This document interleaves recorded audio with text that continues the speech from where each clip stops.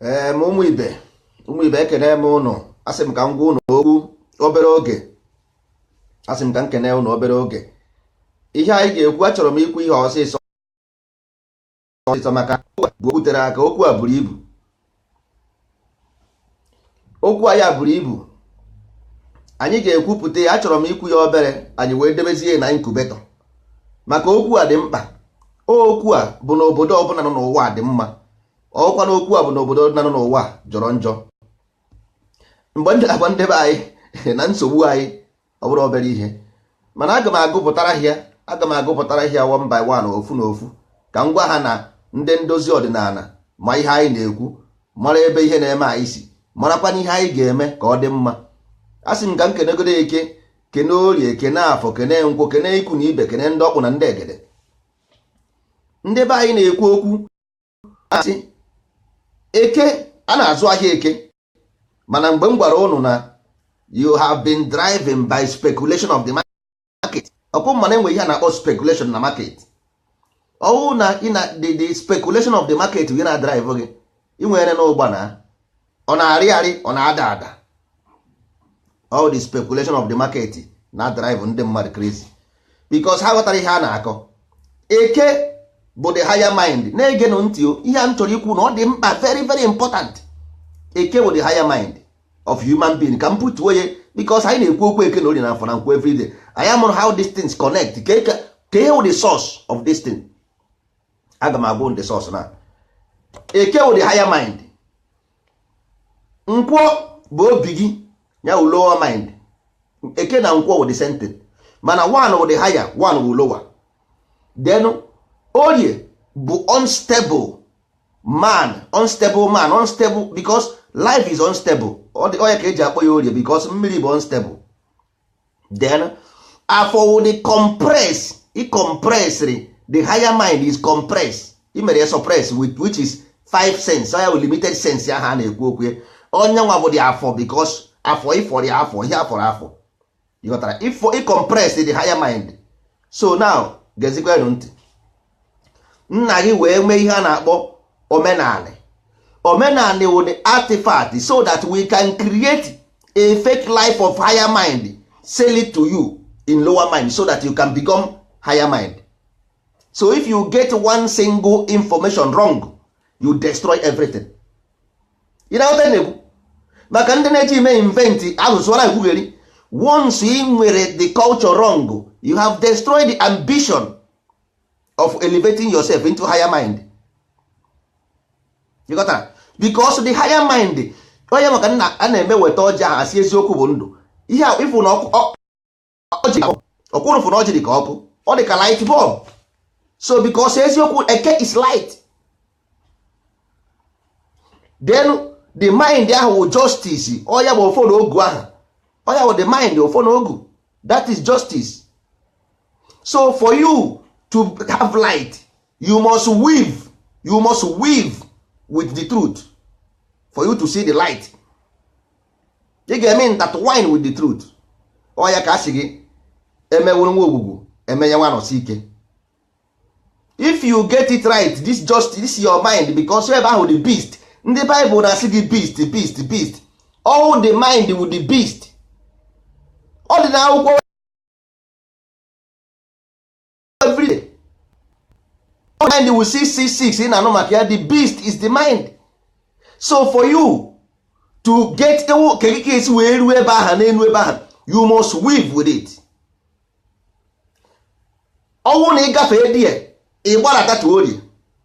Orie will sequence because mmiri nwere direction. Nna gị si gị kwụba aka gị ọtọ because na mmiri anaghị aga izigizi aga. Mmiri na-enwere line ya. Once ị kwụbara aka ọtọ, isi the sequence, the pattern of this mmiri, you will get to the weave, and once you get to the weave, you get to the light. All this process, onye nwawo omenala, onye nwawo iwu ala, ntọala, nsọala na omenala. This is the culture eji wee cultivate the mind. That's why ndị gboo ji wee were great people. Ọwụrụ because of na ị na-ashout omenala, you don't know the scientific measure of these things. So how do you ihe a na-akọ here? If you don't know these things, kedu ihe ị na-achị offer your people? Destruction. destruction. Anaghị aghọta ya n'anya. Ị kwesịrị ịma reason why. Kedu ihe bụ eke na orie na afọ na nkwụ? That is your mind. Is your mind ka a na-ekwu maka ya. That's why sị gị n'ahịa, a sị gị n'ụwa bụ afịa. That is why they put it into the market, so that don't believe in the speculation of the market. Create a higher life, give it to your people, sell it to them. Kịta na-enwego ihe a na-akpọ production. Unu ama ihe eji were device were production, because moon is device, is a transistor. So every device na-eme a capture, ọ na-capture the eye, it goes into your mind. That's why they use television to promote the culture, so that through television, through movies, they will give you a new life, you become a new man. So all those things, ihe ahụ plan eme, ihe ahụ science. How do you make your people become higher? Then if your people become higher self, the society will automatically transform itself. You don't, if you that's why Africa anaghị aga n'ihu, because ha ghọtara that you have to transform the society yourself. Human being is evil at the first place, because all the sense is limited. Ihe ọgbara aga ogo ya orie nri, nsị kpa ya ọnyụọ nsị. So but if you want them to become a different thing, you have to, then these people mara na ọnwa is transistor. So how do you make this advantage of ihe ọnwa na anyanwụ na-eme n'elu? Then the eye is the sun. You got right. Obi gị bụ the ọnwa. So how do you, ha ka ga-esi wee use then anyị achọ element of the moon, which is the silicon. Anyị were rụọ device. So onye ọbụla nwere anya watch ghara device ahụ. Device ahụ na-eme penetrate into your subconscious mind automatically. That is what device is does. Telephone abụrụ maka ị na-achat mba. Telephone is addictive. Ọ a trap ka ọ bụ ya ka ndị Igbo na-asị ọ na-anwa m ọnwa. Ndị Igbo ma bụ ya ama. Ndị Igbo ma na ọnwa bụ ọnwa. Ndị Igbo know this thing. Ọ ya ka eji akpọ ya ọnwa. Because of once ị garughara n'isi, orughara n'abalị anwụ naba, ọnwa apụta. Ọnwa will take the light to the next level. So our ancestors knows ha ma na ọnwa bụ ọnwa. No onwe ka ọ bụ. They know it. Ha ma na ozu bụ the end of cycle. Ha ma ndị be anyị ma ihe ha niile. Ha ma na agwa bụ character. No. Ha ma for you to transform human being, you need artifact. They know these things. That's why ha ji wee mee ya otu esi wee mee ya. Esi wee mee ya ntọala, nsọala, iwu ala na omenala. Ha ma ihe a niile, but ndị mmadụ ga-apụta tudo onye ọbụla si ga omenala si omenala asị ancestors asị ya. Ya ka nji gwa ha na nwanne ọ bụrụ about ancestor. These languages nwere meaning. Wete the meaning just to tichasịa ya etichasịa. Wepụta the meaning. The life anaghị echenji. Ka ọ dịkwa echi. So this thing will be sell to the people because he have a good mark or a good all material. Ọdịnala Igbo material. Ndị mmadụ aghọtara ya because ndị human being is limited by 5 cents. Ya ka ejikpọ ya afọ. Ani is afọ signifies 5 cents. So until you look for something else, that's why ndị mmadụ ji adị addictive to television, because but how reason why you addictive to phone, telephone, because of the device. People who think ha chego echiche mara if you know how this planet works, you because all how wanna control your inner self, so you can apply them to change human being. So ihe actually change, we want to change the society we live, so we know how to change it. Obro because I actually make competition with anybody. Anyị ma ihe anyị chọrọ ime, we know exactly ihe anyị chọrọ ime, because ndị mmadụ chekọ na ya bịara ime competition ịkọtu mba. Anyị ma ihe omenala, mara ihe ọdịnala, mara ihe nsọ ana. Ụrọ nsọ ana abụrụ na iburu nwunye mmadụ detirie ọ bụrụ mere nka. No, we are dealing with human mind. We are scientifically dealing with human mind. Anyị anaghị ekwu maka onye ga-eje were anị mmadụ mara ebe e were anị. Anyị ma what to do so that ị gaghị eje were anị mmadụ at the first place. Ọ ihe a na-ekwu maka ya. Anyị ma ihe anyị ga-eme emesie ụmụ gị gaghị eje were anị. Ịghọtara? So ihe a na-ekwu maka ya, people abịa na na-eche na enwere something else a na-ekwu mba. Anyị na-ekwu about scientific structure of our ancestors so that ị gaghị eme the thing, ị gaghị eme ya eme. Ihe a na-ekwu prevention is better than cure. Ọ bụrụ ịta ọjị bụ the problem. Know the significance of the ọjị so that people will know. Iji dezi ọjị n'aka, mara ihe iji n'aka, no light ka iji. Ọjị wụ light. Eziokwu bụ ndụ. Ihe bụ eziokwu. Ekwu n'iro, the light. Eziokwu wụ light ife. Ihe bụ na enwere ihe bụ eziokwu n'ọwụ ọwụkwa m nwazuru ihe ahụ, ọ bụghị m zuru oshi ahụ. Mba, we want to stop the oshi so that oshi agaghị adị. So if there is light, there is no oshi agaghị adị na ọ bụrụ ọkụ na-enwu mmadụ ezi ochi na ife. Ọ maka nke a na-ejizi egbe eju ochi na ife. Nke ahụ ochi ndị watch na movie, American movie. Onye butere ndị ahụ ọgbakọ American movie nke ahụ ana. So mgbe a na-ekwu maka ọfọ abụrụ na ihe iji n'aka, know the condition of the mind. The condition anyị ga-edebezi your condition. Nna gị debere gị osisi aha for you to know. Osisi ahụ university. Osisi ahụ university. Ọjị wee university. Ịgọ mmụọ bụ order for you to intertwine with the truth. You must follow this pattern, and this pattern ahụ ka anyị bịazi tizie na omenala as a culture. Ụnụ ahụ ka ndị ahụ ndị egede, ụnụ ahụrụ ndị egede ha tizie na culture, ị na-emezie ka omume anyị elesi gị ya igoro iwuruzie ihe anyị chọrọ ka ị wụrụ. Anyị emeghị mmadụ iwụrụ mmadụ. O nwere onye a mụrụ mụọ sayentist, ịghọtara. So a na-eme ya eme. E nwere ndị obodo ha na-arụ ọrụ, ha pụta ha create system. Ọ na-eme na Hollywood. Ị na-awọchị movie isi nna nwanne ịma ha dị na movie ka ị na-awọchị ịchọrọ mmadụ ka ịchọrọ nna ihe nke a na iwọchị ikwa datin ikwa ihe da mma na movie ahụ nwanne ya movie ndị mmadụ chekwa na o mere n'eziokwu. Ịghọtara. Enwe nke a na-eme emezie na asịzie na true story. Ndị Amerịka na-emezi na movie asị ọwụ series asị akpọ ya ofu afọ asị na o mere n'eziokwu. Ọ ka ha nkụ movie asị o mere nwee nke movie mere eme. Ịghọtara. Western place dị otu ọ dị because of all movie mere West otu ọ dị today. All movie television mere Europe otu ọ dị, television mere China otu ọ dị. O nwere onye amụrụ mụọ otu ahụ. You have to control human behavior because orie wu your unstable character. Unstable character, so oge iri gị, that your character will consume you. Nna gị gwara gị agwa, that unstable character will consume you. So anyị nwere onwe anyị have to bring idea. How do we change this character ka ọ ghara imebi gị? Asị a na-arụ agwụ. Ndị mmadụ chere ịrụ agwụ bụ ije je gbuo ọkọta ọjị. So ha aghọtaghị ya na-akọ.